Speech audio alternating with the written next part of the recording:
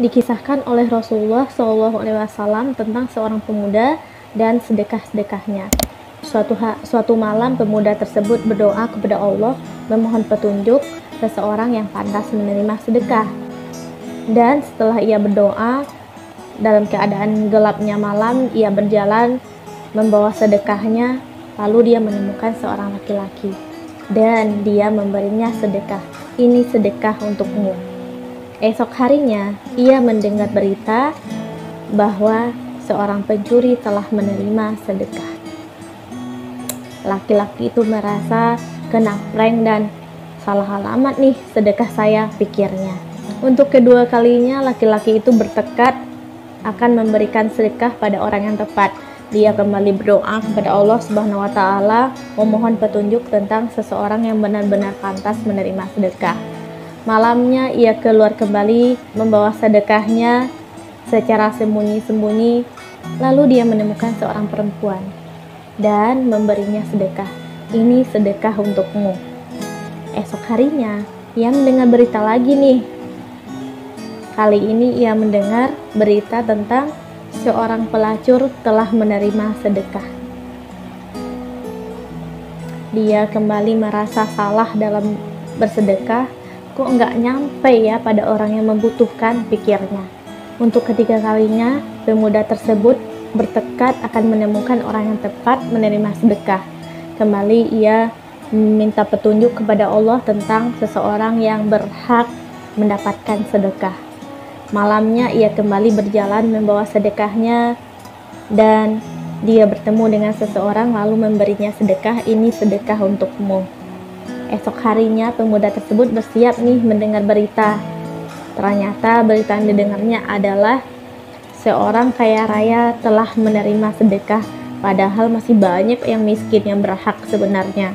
Kok malah memberikan orang kaya raya? Mendengar berita tersebut, laki-laki itu kembali merasa dia salah dalam bersedekah. Malamnya ia langsung tidur nih. Dan di dalam tidurnya dia bermimpi.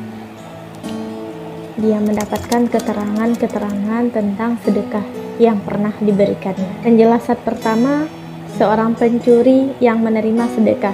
Ternyata dengan sedekah pemuda tersebut, si pencuri tidak lagi mencuri karena merasa telah cukup uang dari sedekah pemuda tersebut.